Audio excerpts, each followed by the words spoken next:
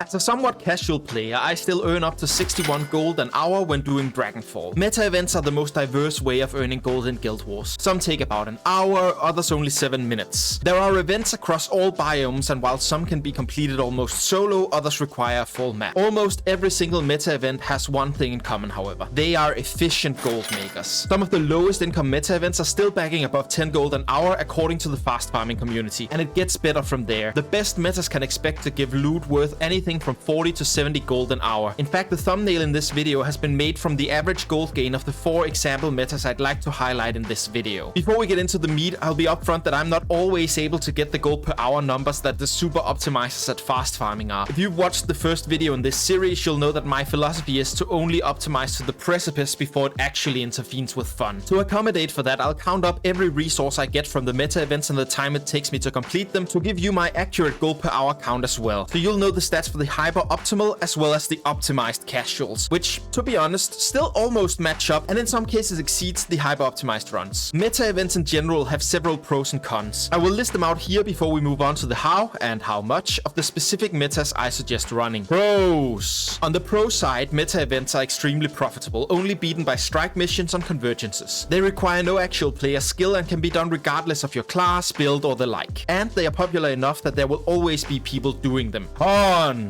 However, on the con side, they're only up at specific times with 2 or 3 hours of downtime between them being the norm, and they pay out most profit in the first time done each day. This can make them a pain to catch if you have specific time slots available for gaming. With that out of the way, let's go through some of the more profitable meta events, exploring what you need to do them, what you gain from them, how to convert the unique currencies they offer, and how the events are done to get the best amount of loot. Starting with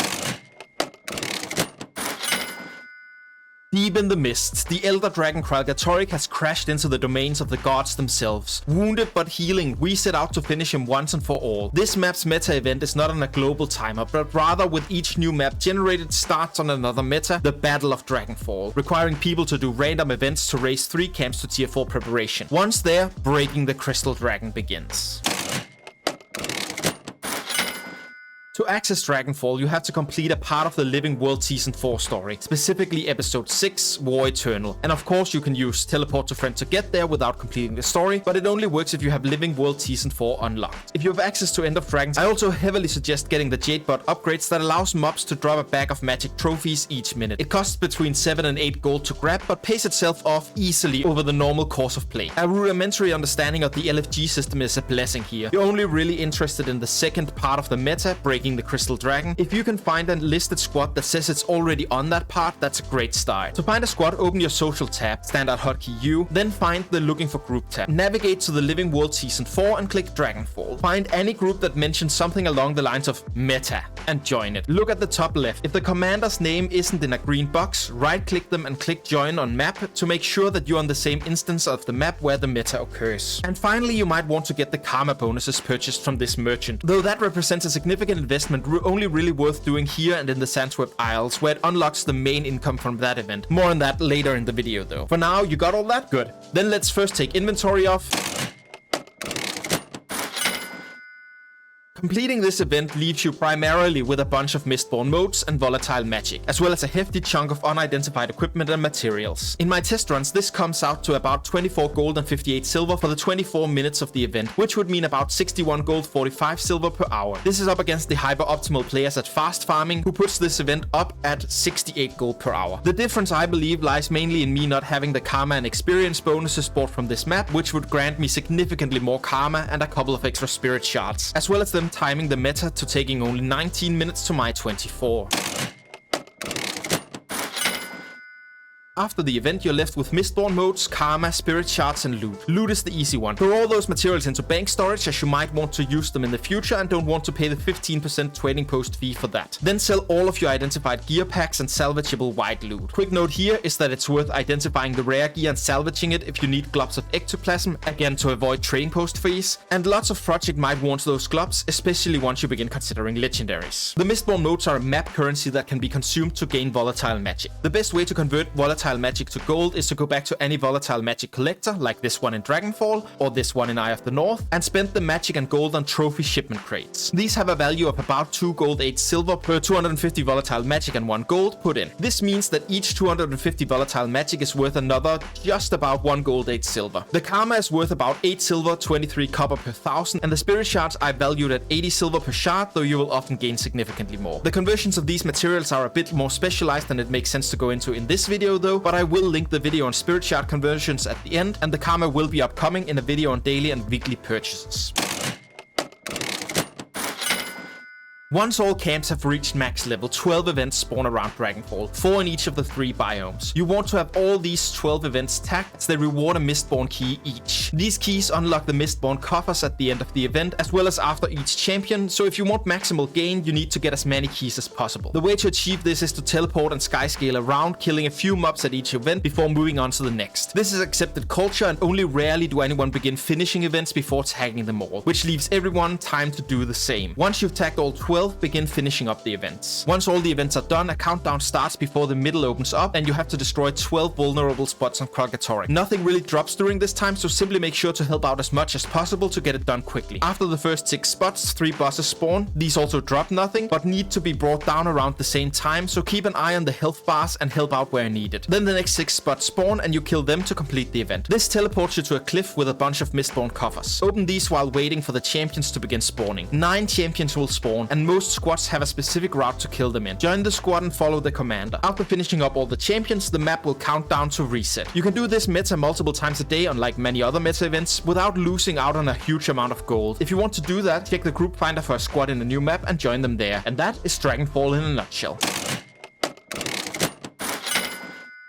High above Tarir, unbeknownst to most of the population, the World Spire keeps the world safe from aliens from the mists. About every 2 hours, a big space squid tries to eat the tower, only to be stopped by the wizards and Wayfinder working together. The maps for this meta event have to be open 10 minutes before the event starts, which is at the top of the hour. You can find the times translated into your time zone on the Guild Wars 2 wiki under event timers.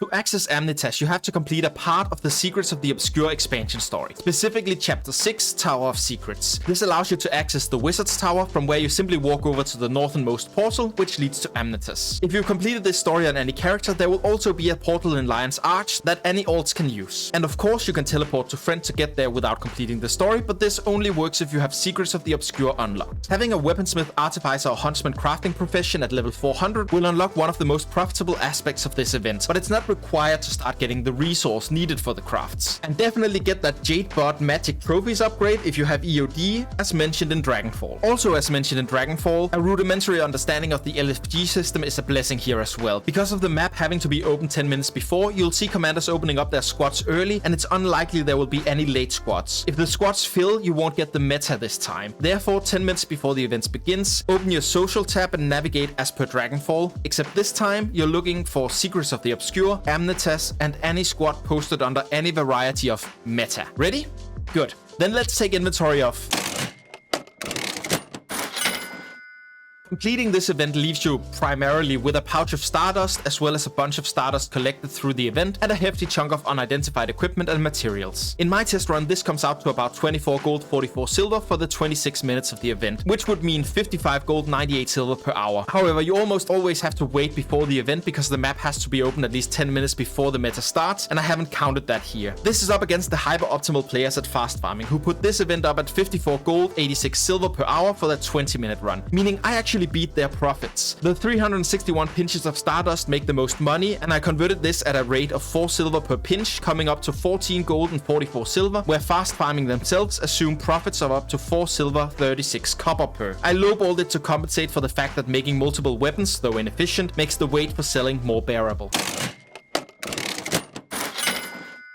So how do you get all this money from Stardust and loot? Loot is the same process as mentioned in the first meta. For a simple recap, send all to storage and sell anything that doesn't go to storage in the trading post. The most efficient way to convert your Stardust into cash at the release of this video is by creating Shaman Stormforged weapons out of pouches of Stardust. Each meta you complete as the first one of the day comes with 1 pouch of Stardust from the Hero's Choice chest, as well as a bunch of pinches of Stardust that can be converted 250 to a pouch at this vendor. Then you'll have to grab the recipe from this vendor in the Wizard's Tower, and finally you'll need some research notes for this. Grab any potent potion of X at the trading post that says salvage research in the item description and grind down 30 of them per weapon you want to make. Purchase all the rest of the ingredients from the trading post as well as buy orders if you have the patience for it. According to fast farming, each weapon is gonna profit you about 11 gold at the filming of this video. If you have the mastery unlocked, a slightly less profitable alternative to this is to get the daily purchases from this vendor. You're specifically looking for tier 3, 4 or 6 crafting bags or rare quality trophy bags. Those are steadily at the top of the value chart, though I suggest you always check fast farming for yourself, especially as this video ages. As mentioned above, spirit shards and karma is for another video linked at the end.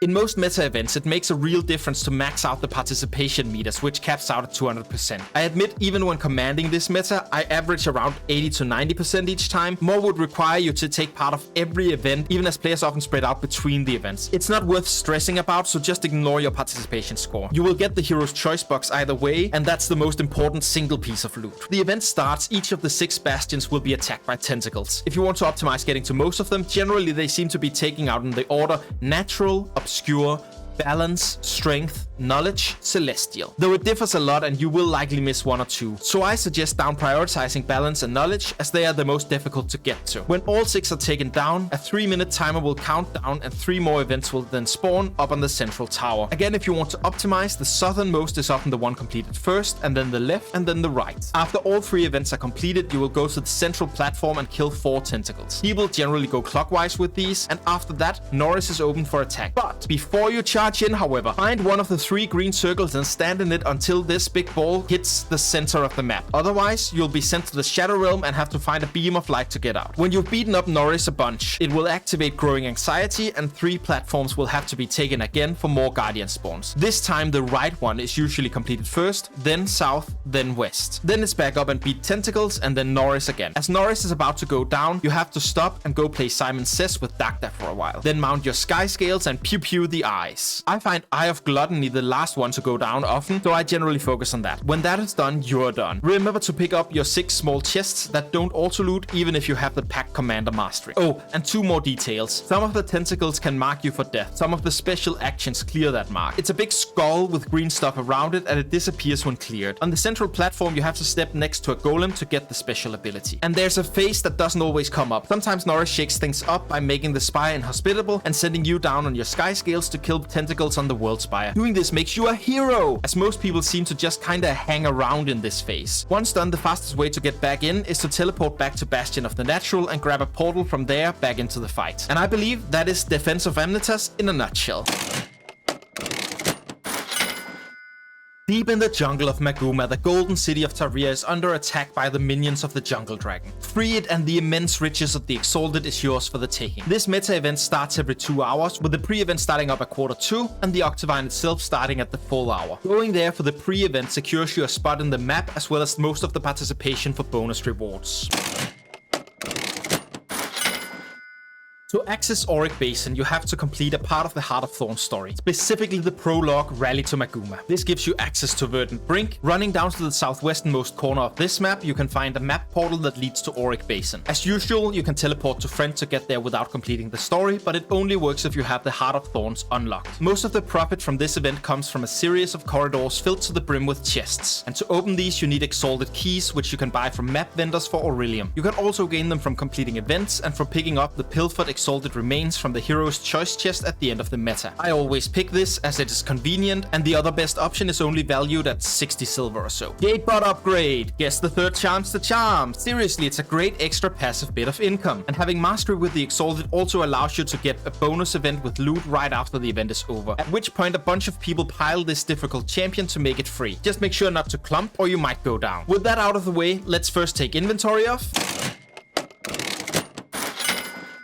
Completing this event leaves you primarily with a whole ton of crafting mats and unidentified equipment. There's also a teeny tiny, very minuscule chance of dropping a jewel called Vial of Liquid Aurelium. This can be used to create a cosmetic infusion and sells at the trading post for 1400 gold at the recording of this video. If you watched my gold goals introduction video, you might remember how I used the Gem Store 2800 gem swimsuit as the hook for what is achievable with a decent amount of effort at this, because 2800 gems is equal to 1139 gold-ish. The lucky commanders that drop this can just instantly make enough gold to grab that. I've never gotten any infusion drop in my career of playing Guild Wars 2 though, so don't do this event specifically for that. In my test run, this comes out to 17 gold and 76 silver for the 14 minutes of the event, which would mean 76 gold, 12 silver per hour. However, the event I used to calculate this was one where I just caught it as the doors were down. Usually I'd recommend joining earlier, and I'd assume 10 more minutes go by, which brings my assumptive gold down to 44 gold and 40 silver per hour. This is up against the hyper-optimal players at Fast Farming, who put this event up at 54 gold, 78 silver per hour, and assume a run is 8 minutes long. It's worth mentioning that none of these runs include the super rare infusion mentioned above. Getting that lottery ticket would break any of these goals. This leaves you with a lot of loot and a bunch of Aurelium. Loot is the same process as mentioned in the first meta. For a simple recap, send all to storage and sell everything that doesn't go to storage on the trading post. Aurelium has two primary uses: reinvesting into exalted keys for chest opening, and spending through the ley energy converter to purchase high value daily stuff like medium, light or heavy crafting bags or rare quality trophy bags. For my run value above, I'm assuming that you're spending all your Aurelium on trophy bags, since you might spend some of keys to keep up with chests and others on the double value crafting bags. The achievement for getting the ley energy converter is simply to defeat the Mouth of Mordramoth in under 20 minutes in Dragon's Stand. This should happen pretty regularly if you just join a squad for the event through the group finder. After doing this achievement, you then have to go to this vendor to purchase the Aurelium Essence. This requires the Exalted Acceptance Mastery, which is 3 mastery points into the Exalted Lore track. Done? Perfect. Then let's talk. The defense of Tarir has 4 sides: north, east, south and west. Each of these sides have minigames to play and an invasion of Mordrim to defeat during the pre-event challenges. When done and the timer on the right side of the screen has counted down, the doors to Tarir become destructible and the Octavine part of the event begins. It's important that each side has about equal number of players, as each Octavine has to go down at the same time. At least 10 players on each side is preferred for comfort. You will find the Octavine with 15 stacks of invulnerability, which has to be cleansed before attacking it. In the north, this is done with herbicide turrets. Grab one, walk up close to the Octavines while dodging the dinosaurs and bombs, place it with the 2 skill and then jump on it to fire a shot into the Octavine. When done, kill the Octavine. Be aware of the other side's progress and stop if they seem to not be able to kill their vines in time. On the east side, you have to grab exalted bombs and glide over to the Octavine to drop them. Avoid the red clouds as you fly. On the south side, you have to push an exalted explosive into the Octavine with knockback skills. You can also pull it if you get between it and the Octavine, but the positioning is quite tricky with a lot of people trying to push it at the same time, so I wouldn't risk it. If the explosive gets caught in the Dinos trails, it gets stuck and you have to break its brake bar to move it again. South is often the last side to finish, so if you have some good pushes and want to be the hero of the event, I strongly suggest going south. West, on the other hand, simply requires players to walk into a poison cloud to become a mushroom. As a mushroom, you then have to walk up to the Octavine and use your 1 skill to damage them. Be aware that this can be a bit finicky, and the safest way to make your skill count is to do it right in front. There's a safe way to get to the Octavine by walking alongside the side here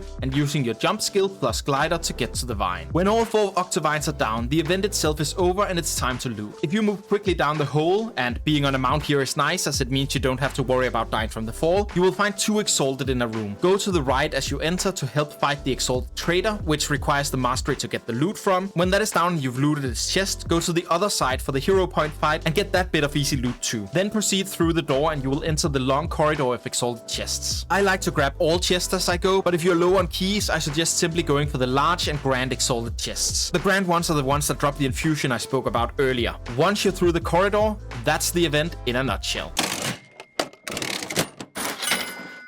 In the Sandswept Isles lie the Specimen chamber of Rata Primus, where horrible experiments are made on dragon minions. It's up to us to go there, break down the door and, well, leave without actually solving the meta itself. This meta event is not on a global timer, but rather spawns on each map an hour after the last completion of that map. It also has the quirk that most of the profit comes from the pre-event, where you defend wave after wave of mobs. So what makes this more profitable than the main event? Let's check it out.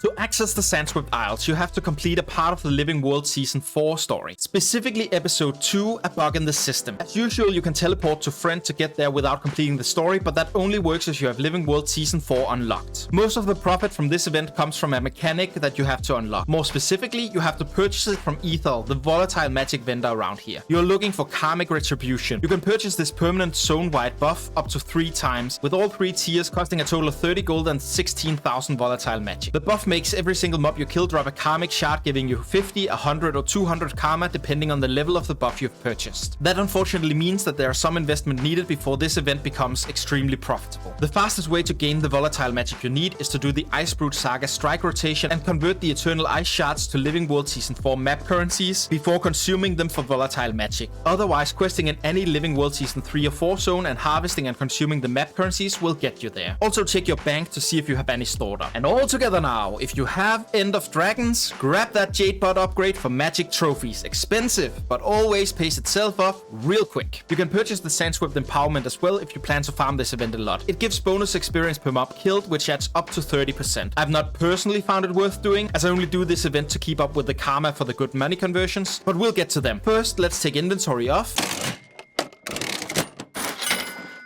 Completing this event leaves you primarily with 30,000 to 60,000 karma depending on the amount of mobs you've attacked. Some volatile magic, as well as a decent chunk of alchemical bags, crafting mats, and unidentified equipment. In my test runs, this comes out to about 13 gold and 16 silver for the 7 minutes of the event, which would mean a whopping 112 gold, 87 silver per hour. However, you almost always have to wait up till the event, especially since it isn't a reliable timer. Let's assume that you have to wait at all 15 minutes as part of the event. This would bring my assumptive gold down to 35 gold, 91 silver per hour. This is up against the hyper-optimal players at Fast Farming who put this event at 69 gold, 85 silver per hour. The difference here seems to be down to the fact that I'm counting 2 spirit shards that dropped for me as part of my calculations, whereas they have not included any spirit shards in theirs. On another note, I severely underestimated the compound interest of the volatile magic that drop off each enemy, as my count ended up on 748 over the event. This contributed 3 gold, 21 silver to my event total gain, which is only slightly beaten by the 45,748 karma, which has a total worth of 4 gold, 58 silver. With this in mind, I'd say this event might actually be an okay value to run without the karma, because even if I had no karma at all, the event itself would have valued at 82 gold and 12 silver for the 7 minutes, and 26 gold, 13 silver if the 15-minute wait beforehand is included. This leaves you with karma, volatile magic, and loot. Loot is the same process as mentioned in the first meta. For a simple recap, send all to storage and sell everything that doesn't go to storage on the trading post. I convert the karma primarily through a daily rotation of supply network agents. These are 6 NPCs that appear in a set rotation of maps, changing each day. The best way to keep up is to look at the packed supply network agent on the Guild Wars 2 wiki. There you'll see where each merchant is located today. Visiting each of these, I purchase the item Map Scouts Mapping Materials. When I feel like it's time for a payday, I visit the wiki page map bonus reward /profit and look at which map is the most profitable this week. Then I teleport there and pop all my materials. Each 40 popped gives plus minus 18 gold, making each worth 45 silver on average. Since you get 35,000 karma from a low roll on the Specimen Chamber pre, that translates to 2 gold and 68 silver worth of karma on a bad run. Of course, karma is also useful in many other situations. That Eternal Ice conversion I was speaking of earlier required karma too, and is a core part of making money off of strikes. So having a surplus of karma is always nice. In fact, the last part of that exchange is relevant here, since you just gained some volatile magic as well. As mentioned when talking about Mistborn modes in the Dragonfall meta, the best way to convert this currency is to go back to Ethel or any other volatile magic collector and spend the magic and gold on trophy shipment crates for huge profit. So, this event is pretty straightforward in optimization. You simply have to tag as many mobs as you can, that is, hit them enough to get credit when they die, within the 7 minutes the event is up. The mobs will spawn from 3 directions and run into the contested zone. The first wave will spawn from the left, then the second and third wave will spawn right and behind simultaneously. Each time a wave is entirely wiped out, a new wave will spawn in the rotation left, right, behind. 2 waves will be up at a time, and you can have up to 50 waves spawn, tracked by the event itself, but usually groups get about 30-32 waves in. This often happens because of a slowdown when a mob is aggroed somewhere by a mech, a minion, or a single player well away from the defense zone, and no new waves spawn until it is killed. This means the most profitable way for everyone involved will be to stay within the defensive zone, and for necros, rangers, and mechanists to either drop pets or keep them on a very short leash. However, there's a bit of a prisoner's dilemma involved, because the waves spawn so far out, if people go to meet each wave, you will get nothing from staying inside the defense zone, while they're secured each wave they go out and meet. Usually this means less loot for them too though, as these groups end up splitting so that left and right are being completed away from each other. The moral of the story is, if everyone stays in the defense zone and waits for mobs to come to them, everyone prospers. And that's the event in a nutshell.